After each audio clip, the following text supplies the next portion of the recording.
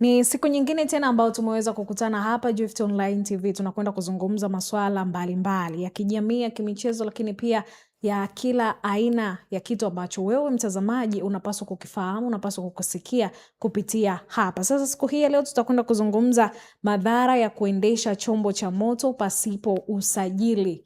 Wewe dereva, wewe ambaye unatamani leo na kesho umiliki chombo chako cha moto. Sasa tufuatilie kwa umakini ili uweze kuelewa. Mimi ni Esther Mamkwe, nipo na mgeni hapa kwenda kujitambulisha kwa nafasi yake na ndipo atasimamia mada hii mwanzo mwisho. Karibu kututazama, usichoke kutufuatilia. Karibu sana.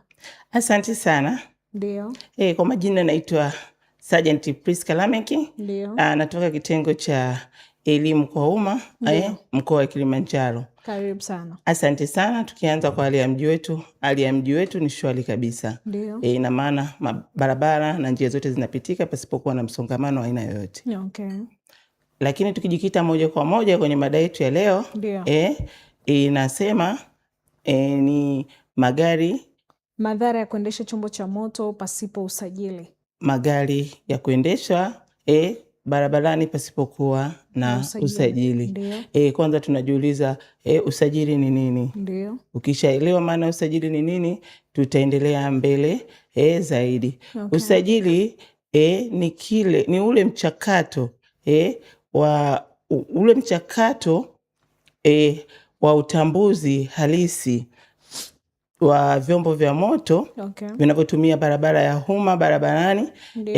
Na ni kwa lengo sahihi la kujua au kutambua wale wamiliki wa vile vyombo vya moto kwa kupitia mfumo wa kidigitali.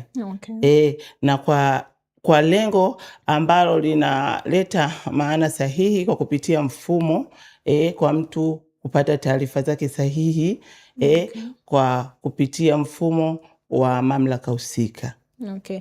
Umezungumzia kidigitali. Kwa hiyo sisi ambao tunatumia kibata ni yakuwa ni ngumu. Asante sana. Tunapoongea kidigitali na maana tunatoka kwenye ile hali ya uzamani. Tunasema ile analog. Tumeingia katika mifumo ya kidigitali. Zamani walikuwa wanasajili vitu kwa kupitia yale typing, wanaandika, lakini sasa hivi kila kitu kinapatikana kwenye mfumo. Tunaposema mfumo wa kidigitali ni hali ya usasa. Hali ya usasa. Sawa, mtazamaji wa Gift Online TV, tunayo maji hapa, maji ya uzima. Maji haya yanapatikana ndani ya huduma tu. Huduma hii ni huduma ya Mlima Moria Ministry iliyoko chini ya mtumishi wa Mungu Gideon wa Maili 6, ambayo huduma ipo Moshi, Kilimanjaro. Kama unatokea Moshi mjini, unatokea Himo njia panda Marangu, utapanda magari ya kuja Maili 6, utashukia kituo cha mashine, ndipo utakutana bango kubwa la ratiba za ibada. Siku za ibada mahali hapa ni Jumatano, Ijumaa pamoja na Jumapili. Jumatano na Ijumaa muda ni saa 8 mpaka saa 11, lakini siku ya Jumapili tunaingia saa 6:30 mpaka saa 10:30. Nyote mnakaribishwa, na maji haya yanapatikana ndani tu ya huduma ya Mlima Moria Ministry, ambapo hapo mtumishi wa Mungu Gideon anahudumu. Sasa ningependa kufahamu kitu kingine ambacho ni kwa nini tunasajili vyombo vya moto? Sababu ni nini ama chanzo ni nini? Asante sana.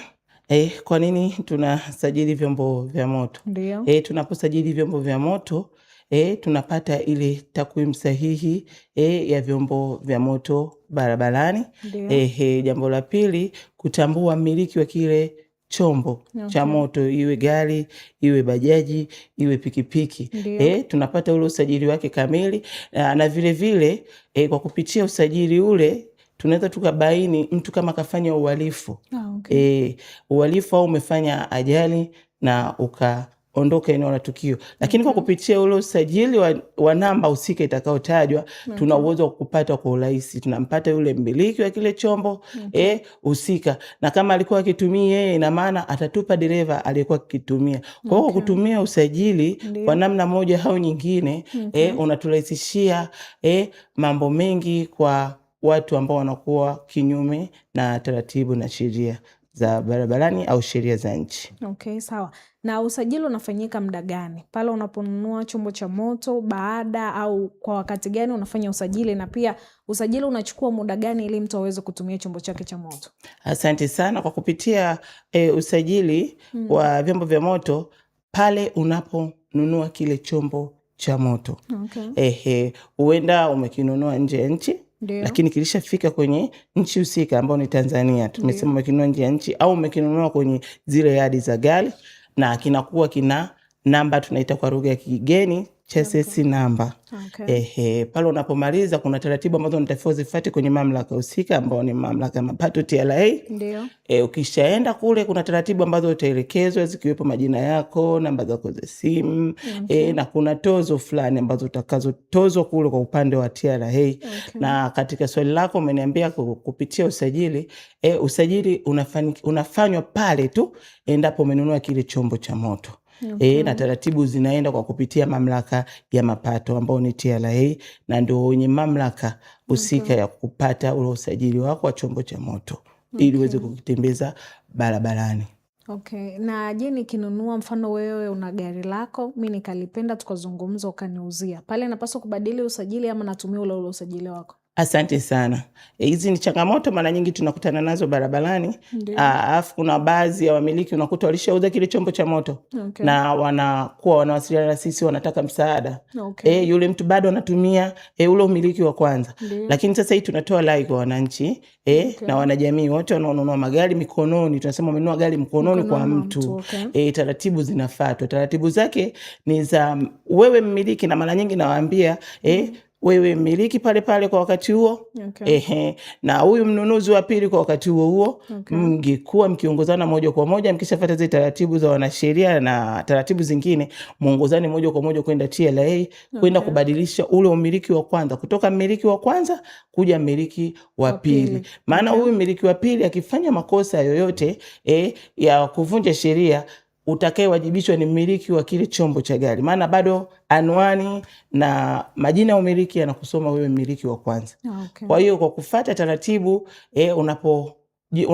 mama mko unapoenda kununua kile chombo cha moto kwangu, tusisitizane. Okay. Niweze kutoa umiliki wangu wa kwanza kuja kwenye umiliki wako wa pili, ili kuondoa zile changamoto ambazo zinazoleta shida baadaye endapo kuna madhara mengine yatatokea. Okay. Sawa. Na ningependa kufahamu ni nani ana dhamana ya kufanya usajili wa vyombo vya moto? Asante sana. Mamlaka husika na yenye dhamana ni mamlaka ya mapato ambao ni TRA. Okay. Wale wapo kwa ajili ya kusajili vyombo vya moto vyote, aina zote. Ndio mamlaka yao waliopewa wao. Na ukisha kisajili kisheria na kikakubalika, kinaruhusiwa kuingia barabarani. Na sio tu kisheria, mpaka umekamilisha malipo watakao kuwa wamekuorodheshea wao, na yakakamilika, unaruhusiwa kukileta chombo chako cha moto katika barabara za umma. Okay. Na je, kuna adhabu kwa mtu ambaye wewe ni askari, pengine unasimama barabarani au sehemu nyingine yoyote, kuna adhabu ya mtu ambaye anatumia usajili sio wa kwake anapewa? Asante sana. Yani usajili wa gari ambao sio wa kwako. Mfano nimenunua kwako lakini bado sijabadilisha, naendelea kulitumia. Asante sana. Pale tunapokutana na hicho kitu, changamoto, tunaombaga kadi za gari. Okay. Sasa pale kwenye kadi za gari na leseni unaweza kukuta mtu anakuambia naendesha gari la mjomba, naendesha gari la nani, lakini mmiliki ndio yeye kwa wakati huo ameshindwa tu kufuata zile taratibu. Okay. Changamoto inakuja pale inapotokea ajali barabarani. Okay. Pale tunapohitaji mmiliki, ndio sasa mtu unaweza kukuta unapigiwa simu ambao wewe ndio mmiliki wa kwanza. Mbona mimi hiyo gari nilishaiuza? Changamoto inakuja pale kwenye ajali. Lakini kwa barabarani mtu anataka kaandikiwa faini tu na akaendelea na safari. Okay. Uenda labda nikagoyo kadi ya gari nikuoji na unaweza kaniambia gari ya mjomba ya nani, kwa lugha ya kunikimbia mimi. Okay. Lakini sasa kwa kunikwepa mimi, wewe inakuwa haijengi. Okay. Unatakiwa tu ufuate taratibu zote, ukabadilisha umiliki wa kwanza kuja umiliki wa pili ambao ni wa kwako. Lakini kwa tozo zetu za tunapokutambua kuwa hujabadilisha usaili, tunakuandikia tozo tu za kawaida za kwetu na tunakupa elimu juu ya kwenda kubadilisha huo umiliki wako wa gari kutoka umiliki wa awamu ya kwanza kuja awamu ya pili. Okay. Na sheria inasemaje, sheria ya kwenda kwa ajili ya usimamizi wa barabarani? Asante sana. Kwa kupitia kifungu cha 13 cha sheria za usalama barabarani au Road Traffic Act, kinaeleza au kinaelekeza hairuhusiwi mtu yoyote kuendesha gari la moto au trailer barabarani pasipokuwa na usajili kwenye barabara ya umma. Kufanya hivyo unakuwa umefanya kosa. Okay. Mpaka ukamilishe kuingiza kile chombo cha barabarani ambacho hakijakamilisha usajili, ndio utakuwa umefanya kosa. Okay. Lakini katika hivyo pia kuna kifungu cha sheria cha 68. Okay. Pia na chenye kinaelekeza hivyo hairuhusiwi mtu yoyote kuingiza chombo cha moto barabarani kwenye barabara ya umma pasipokuwa na kukamilika kwa usajili wa chombo kile kisheria. Okay. Lakini pale pale kuna madhara. Unaweza ukaendesha kile chombo cha moto pasipokuwa na usajili, lakini kuna madhara yake. Okay. Madhara yake ni kwa dereva anaendesha chombo kile, tunaweza tukamwandikia faini. Okay. Lakini katika kukutoza faini itakupa changamoto wewe tena ambaye unakuwa dereva. Kumbuka kile chombo kinapokuwa kwenye usajili ule wa chassis number. Okay. Unatakiwa tulipe tozo ya papo kwa papo. Sasa changamoto inaweza ikawa wewe unata kile kipato kwa wakati ule. Inakuletea shida. Endapo ungesajili kile chombo chako, ungeandikiwa faini ukailipa ndani ya siku 7. Okay. Kwa kuna changamoto kama hiyo. Lakini pia kuna madhara mengine. Okay. Unaweza ukapelekwa mahakamani kwa kushtakiwa kosa hilo la kuendesha gari pasipokuwa usajili. Okay. Lakini pia chombo ni chako, umekinunua kwa pesa yako, ukumbuke, na umeshindwa kwenda kukichukulia zile hatua za usajili. Okay. Alafu tunakupeleka mahakamani, inakuwa haipendezi.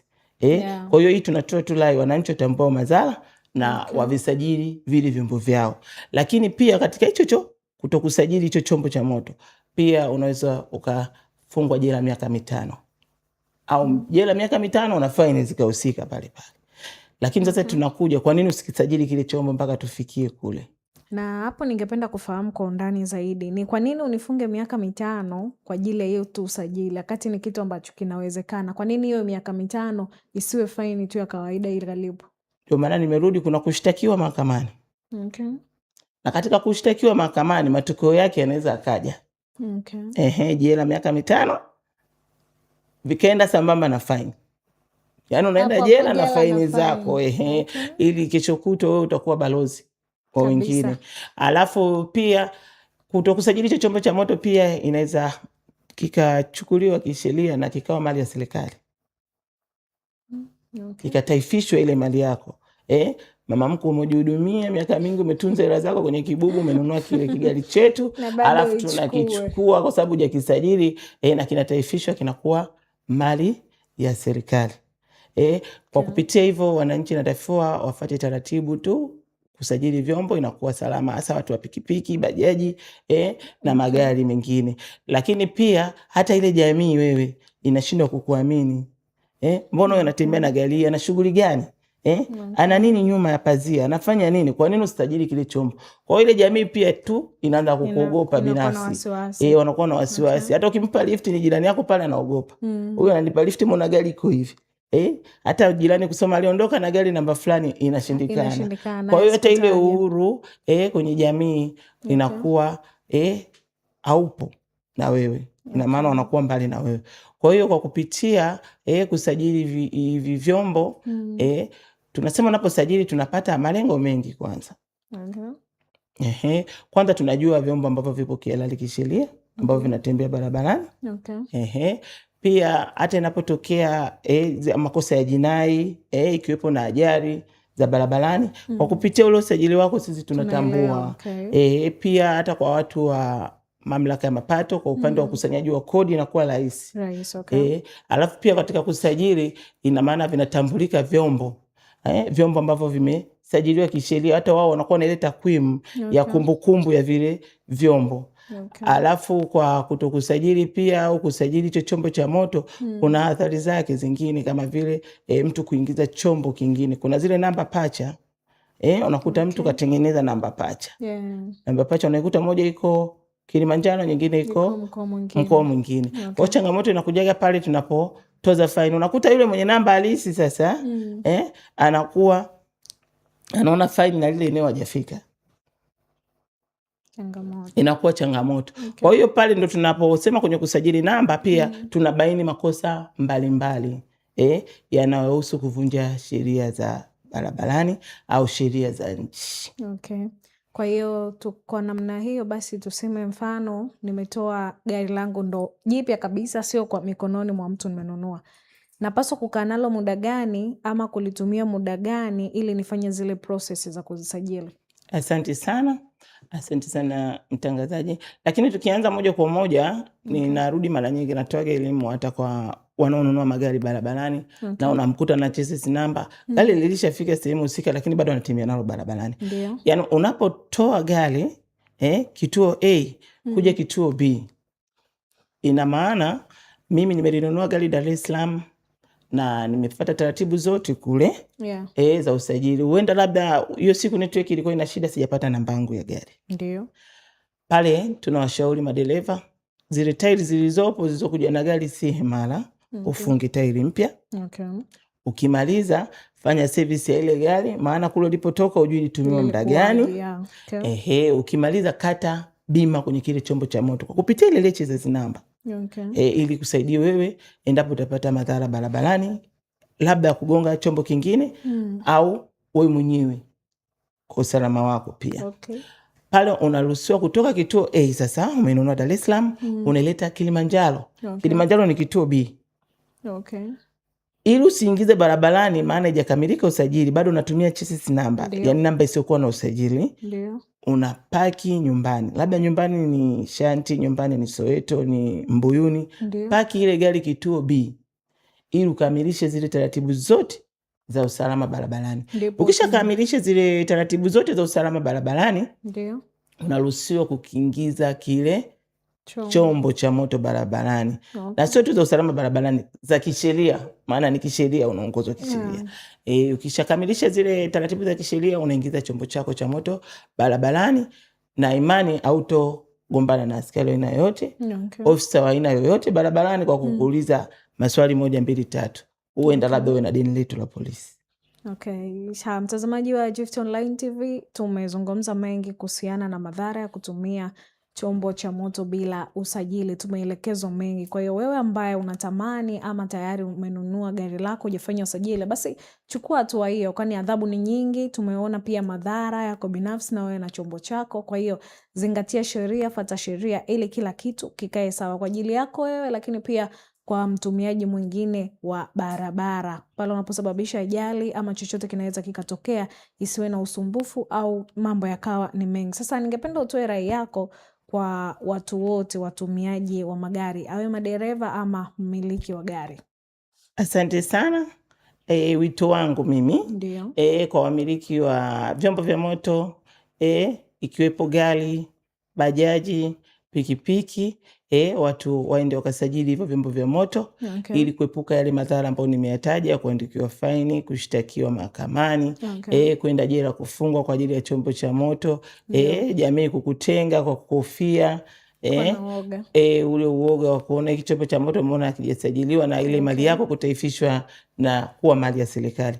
Kwa hiyo kwa kupitia wito wangu huu na imani wamiliki ambao wamiliki wapya wanaenda kununua vyombo vya moto, wafuate taratibu zote, na taratibu nimezielekeza. Ukishanunua chombo cha moto unatakiwa umekamilisha kwenye mamlaka ya mapato TRA. Ukishakikamilisha kisheria na kikawa kina wajibu wa kisheria kuingia barabarani, unaruhusiwa kukitumia. Kwa kupitia namba 0658376016. Ninarudia